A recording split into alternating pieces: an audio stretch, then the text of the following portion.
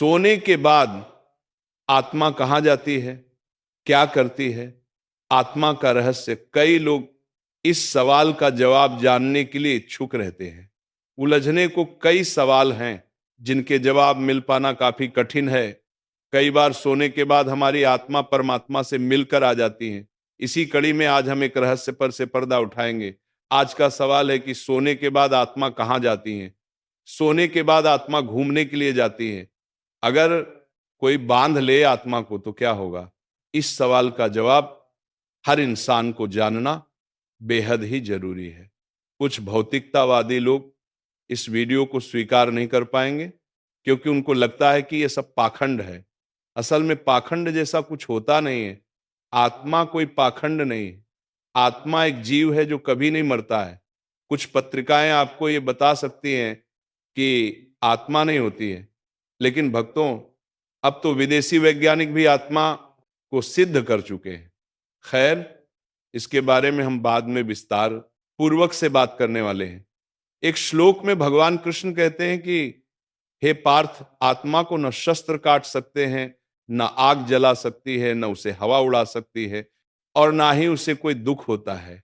आत्मा सदा ही अमर रहती है। भक्तों, कुछ लोग कहते हैं कि सोने के बाद आत्मा पता नहीं कहां कहां की यात्रा करती है। कभी तो आपने सोचे होंगे कि सोने के बाद आत्मा आखिर जाती कहां है। सपनों का मनोविज्ञान शुरू से ही मनुष्य के लिए कौतूहल का विषय रहा है। दार्शनिकों, वैज्ञानिकों और मनोचिकित्सकों ने अपने अपने ढंग से इसकी व्याख्या की है। भक्तों, जैसा कि आप सभी को मालूम है कि जब हम सब गहरी नींद में होते हैं तो हम सब स्वप्न देखते हैं। सपना आज भी शोध का रोचक विषय बना हुआ है। हालांकि स्वप्न शास्त्र बहुत कुछ कहता है, पर वैज्ञानिक आज भी उलझा हुआ है। उसे अचेतन मन की भाषा मानते हुए भी अभी तक कोई निश्चित मत नहीं बन पाया है।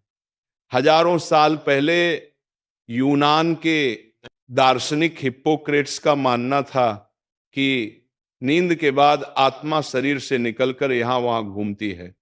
उस स्थिति में वह जो देखती या सुनती है वही स्वप्न है।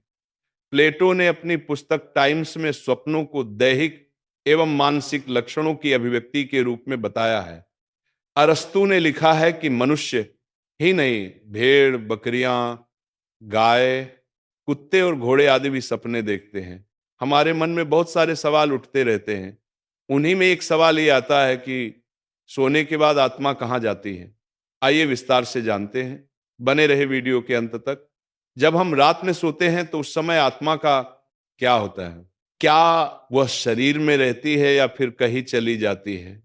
और भी ऐसे कई सारे सवाल होते हैं जिनका जवाब इंसान जानना चाहता है, क्योंकि हर कोई चाहता है वो अपने बारे में सब कुछ जाने। और जब आत्मा की बात आती है तो लोग इसके प्रति ज्यादा जिज्ञासु हो जाते हैं। वो जानना चाहते हैं कि आखिर हम इसके बारे में कैसे जान सकते हैं।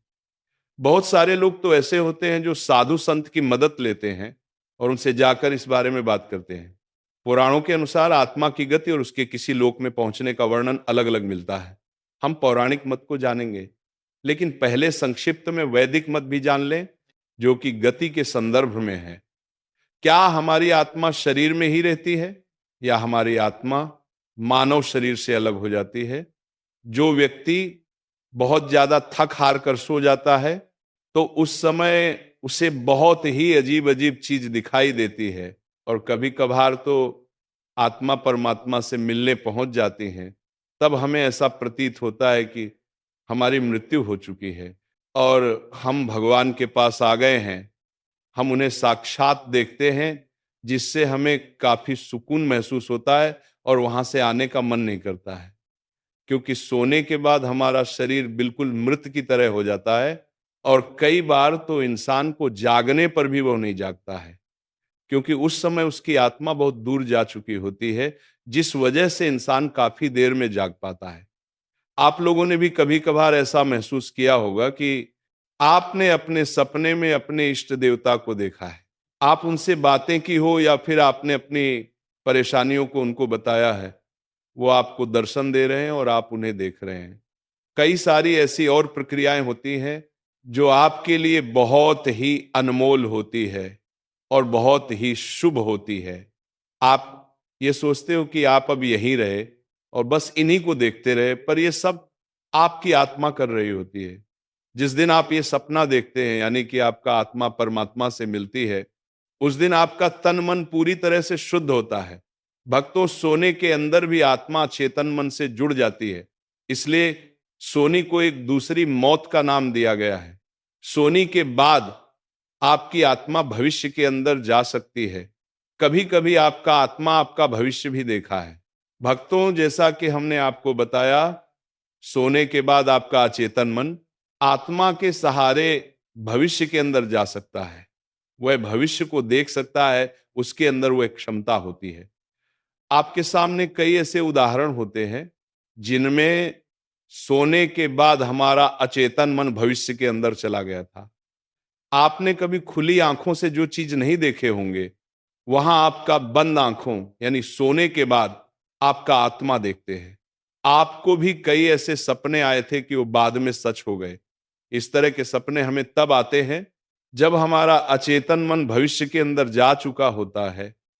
हमारा अचेतन मन भविष्य को कैसे जान लेता है, इसके बारे में कहना मुश्किल है, लेकिन ऐसा माना जाता है कि जो भौतिक जगत के अंदर घटित होता है, वह उससे पहले ही सूक्ष्म जगत के अंदर घटित हो चुका होता है। इसका मतलब यह है कि हमारे साथ पहले सूक्ष्म जगत में घटित होता है और उसके बाद ही उसका असर भौतिक जगत पर पड़ता है। जब हम सो जाते हैं तो हमारा अचेतन मन अनंत ब्रह्मांड में जुड़ जाता है और वह कहां पर क्या हो रहा है वह यह देख सकता है। कभी कभी हमारा आत्मा सोने के बाद बैकुंठ धाम भी दिखाते हैं। ठीक उसी प्रकार जैसे देवता दूर रहकर भी कहीं भी देख सकते हैं, और जो सूक्ष्म जगत के अंदर घटित हो चुका है उसे आसानी से अचेतन मन पता लगा लेता है। भविष्य बताने वाले सपनों के अंदर हमारा अचेतन मन उस स्थान पर जाकर देख सकता है, या कहें कि वो उस स्थान पर यहीं से देख सकता है। हालांकि हर सपना सच नहीं होता है। 100 में से एक ही सपना होता है जो सच होता है। तो आप सपना देखने के बाद घबराएं नहीं, मन को शांत रखें। भक्तों, ये तो केवल हम लोगों के साथ ही घटित होता है, ऐसा नहीं है। आपके घर परिवार के अंदर भी कुछ ऐसे लोग हैं जिन्होंने सपनों के अंदर भविष्य देख लिया है। आपको बता दें कि भविष्य कोई फिक्स नहीं होता है, लेकिन कुछ चीजें फिक्स होती हैं। भक्तों, सोने का मतलब होता है आपका चेतन मन सो जाना। चेतन मन, जो कि आपके शरीर का एक हिस्सा कहा जाता है, वह सो जाता है। जब आप सो जाते हैं तो आपका सिर्फ चेतन मन ही सोता है। चेतन मन जो बाहर का मन होता है, लेकिन अंदर का मन कभी सोता ही नहीं है, उसे इसकी कोई जरूरत नहीं होती है। चेतन मन जब सो जाता है तो हम बाहर की चीजों को देखना और सुनना बंद कर देते हैं, और देखते भी हैं तो ये चेतन मन की मदद से नहीं होता है। भक्तों, आत्मा कुछ नहीं करती है, क्योंकि वो एक अभौतिक सत्ता है, उसके अंदर कोई राग होता ही नहीं है। जब हम निर्गुण की बात करते हैं तो वह आत्मा ही होती है। जब हम सो जाते हैं तो हमारा अचेतन मन आत्मा से जुड़कर क्रियाशील हो जाता है, और उसके बाद हम सपनों के अंदर चलते हैं। इस तरह से देखकर हमें लगता है कि सोने के बाद हमारी आत्मा कहीं जा रही है। खैर, आपको पता होना चाहिए, यह मनोविज्ञान से संबंधित गहन विषय है। इसका उत्तर बहुत विस्तृत है। आप इतना समझ लीजिए कि आत्मा कभी सोती नहीं है, हमेशा क्रियाशील रहती है जब तक वो शरीर में है। ऐसा कहते हैं कि मृत्यु के पश्चात अनंत आकाश में विलीन हो जाती है। वैसे तो इसका प्रामाणिक जवाब तो किसी के पास नहीं है, लेकिन ऐसा कहा जाता है कि आत्मा मस्तिष्क में सुई की नोक के बराबर एक सफेद रंग का चमकता एक बिंदु है, जो शरीर में हर जगह घूम घूम कर चेतना को बनाए रखती है। यदि आप सोच रहे हैं कि सोने के बाद आपकी आत्मा कहीं पर जाती है, तो आप गलत सोच रहे हैं। असल में आत्मा हर जगह पर सुलभ है, मतलब हर जगह पर उपलब्ध। लेकिन आपकी आत्मा कुछ कर्म के ढांचे के अंदर बंद हो जाने की वजह से आपको ये लगता है कि आप एक अलग इकाई हैं, लेकिन ऐसा नहीं है। यदि आप उस कर्म के ढांचे को हटा देते हैं तो आपकी आत्मा या मेरी आत्मा जैसी कोई चीज नहीं होती है। इसका मतलब यह है कि सोने के बाद आपकी आत्मा कहीं नहीं जाती है। उसे कहीं पर जाने की जरूरत नहीं होती है, लेकिन आपका मन गति करता है।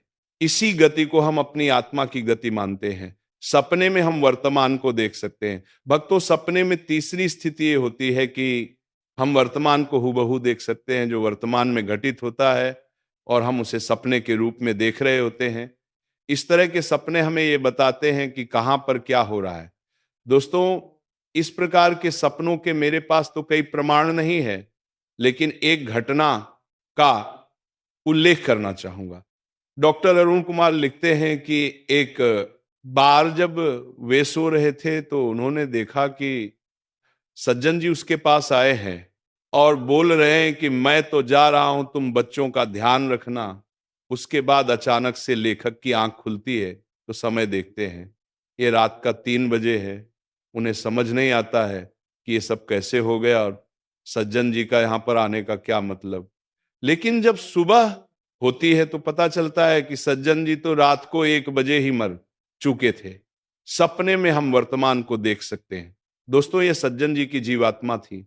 भले ही लेखक का चेतन मन नहीं जानता था, लेकिन अचेतन मन जागा हुआ रहता है और यही वजह थी कि उन्होंने इसको एक सपने के रूप में देखा।